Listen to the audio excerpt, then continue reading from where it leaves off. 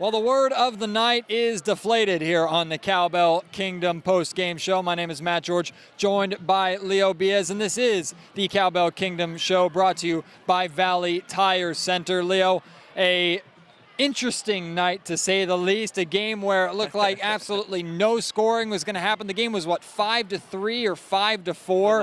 With 6 minutes left in the first quarter. I'm thinking, oh man, nobody's going to score tonight. Both teams ended up picking up. It became a really good game towards the end. Devin Booker, King Booker, if any WWE fans are out there, they know that reference. King Booker hitting a crazy bank shot over Matt Barnes to win the game.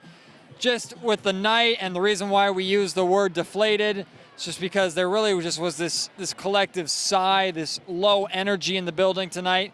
And ultimately, the Kings fall short. They lose 105-103. And again, it was the third quarter. They came out flat. The Suns just punched them in the mouth. And that's something, honestly, that's on Coach Jaeger. And one more thing that I do want to note. Why wasn't Malachi out there in the second half? I just don't understand it, Matt.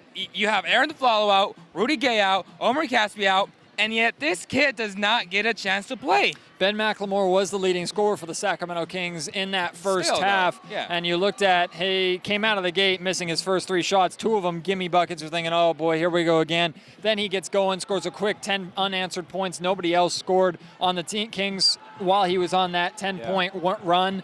Then he substituted out. Malachi Richardson came in for him, took 3 shots, all 3 of them good shots, but missed all 3 of them. 2 of them he missed kind of badly, Leo. So just wasn't his night per se from that standpoint. And then you're right, after he was taken out about midway through the second quarter, he wasn't given a chance to come back in. A lot of the reason for that, though, was Jaeger found a lineup of Collison and Ty Lawson working together as Collison picked his scoring up in the second half. He really liked those 2 together, and from that point on, it was just a 3-guard rotation between Collison, Lawson, and Ben McLemore. But he had Matt Barnes out there playing lots of minutes like every single night, and I know it's his guy, Matt, but at what point does he separate that and say, you know what, this team is not going anywhere this season. Let's be honest. We need to develop our young players, something that has hindered this franchise for the past 10 years, player development, and a guy like Malachi would have benefited playing in these type of moments against a guy like King Booker. And it's important to note that, yes, the development has been a struggle and an issue for these Sacramento Kings, and these are games that you would like to see the Kings capitalize on and give those teaching abilities to players like Malachi, maybe Scal. They gave Willie Cauley-Stein some run late in the game, and actually he turned in a couple of really good defensive plays down on the post. But in the grand scheme of things, I think the question really needs to be asked, guys, is how much of this is Dave Jaeger's stubbornness and how much of this is a message coming out of the front office? That's an answer we don't know, and I don't think that's an answer we really will know until we learn more. But, Leo, I think there's something more than just Jaeger not willing to play young guys. I think there's some kind of message coming from this front office that they want to try and give guys like McLemore and guys like Matt Barnes every possible opportunity to be effective and to start developing consistency. Okay. I'm going to flip it on you. I think by playing McLemore, aside from tonight, he had a great game. I think tonight was his best game in the past year, right? But I think it hinders them when they play him out there way too much, and other teams see how much of a D-League player that no disrespect to Ben McLemore. He's a great human being. But at the end of the day, in my opinion, I think he is a D-League player at best, a top 14 guy on the NBA team. He's had his chances, Matt. You have to give your guys, the guys you drafted, a shot. And for Dave to start him tonight, having 3 wings out, it makes no sense to me. I think the only thing you can really point to in that sense has to be the fact that McLemore has been in the league for that's at the least, only thing.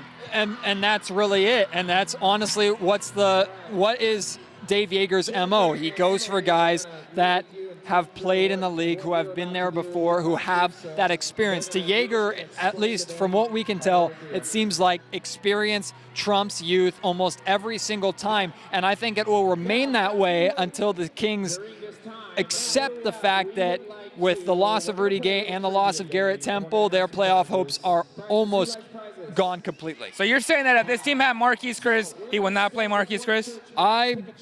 We talked about that during the game, and honestly, that's my point. No, and I believe so. I think if Marquise Chris was on this team instead of them trading him away for Papagiannis, if Marquise Chris was on this roster right now, I do not believe he would be starting. Me neither. It would either be Cousins and Kufos, Cousins or Willie Cauley-Stein, which is unlikely, or even Cousins and Tolliver, I believe, before we'd see Cousins and Marquise Chris. And that's just Dave Yeager's style. At what point, because I'm the type of guy that I hate to undermine head coaches because they know better, right? But it's just so obvious that he was wrong tonight in starting Ben McLemore. Like, I don't like to question head coaches because this is his team, but at the end of the day, we know Ben McLemore is not a very good basketball player. Aside from him having a good game tonight, which he did, props to him, and it really helped the team. But at the end of the day, it's about player development. It's about building that future for the Kings, and Ben McLemore is not in the future plans of this organization, so why even play him? As long as the Kings still believe they have a shot at the playoffs, player development is going to take a back seat. That's just the fact of the matter with this team, and that's how it's going to be, and that's the only really consistent that they've shown this season besides playing DeMarcus Cousins big minutes. It's all about development versus a playoff push. And the Kings have clearly drawn a line in between it. Yeager and the front office have clearly drawn a line in between it to where it's either one or the other, and they seem content to continue to sacrifice D-League, at least on the Kings roster. They're happy to give those players opportunities in the developmental league to develop, but on the Sacramento Kings roster, development takes a backseat until most likely they are mathematically eliminated from playoff contention. Well, at this point, they should just sign Jordan Farmar, bring in Lance Stevenson, and just play veterans. I mean, that's, you know what I mean? Like, to me, it's, okay, if you want to make the playoffs so bad, which to me is fool's gold, play these guys, sign these guys, and then that's it. Like, if you don't want to develop your players, sign these veterans. I firmly believe, and I really do believe this, Leo, there is too much. They are too consistent to this stubbornness to make me think that there can't not be a plan in place. Whether that plan makes sense to us or we know it or not, there has to be something in place or something in these guys' heads to make them consistently be so stubborn and so against playing these young guys and keep giving guys like Barnes and keep giving guys like McLemore. It can't be. Right, it can't be coincidence. Game after game after game after game. There's something. There's some method to this madness, and hopefully we will figure what it is sooner or later. I got nothing else to say, but tomorrow night we got to do this again. Well, and it's a lot more difficult. Yeah. Let's just say that. We're not going to face the 15th or the 14th ranked team in the West. Facing the best team in the West. Unfortunately, the Kings are now working their way down. They're currently in the 12th spot now in the West. Yes, all these teams are within 2, 3, 4 games of one another, but in the grand scheme of things, there are teams that are in better spots than the Kings, that are flat out better than the Kings, that have better outlooks, not just this season, but in the future than the Sacramento Kings. And I think that alarm is starting to go off a little bit. More and more fans are starting to recognize it. I know we in the media recognize it.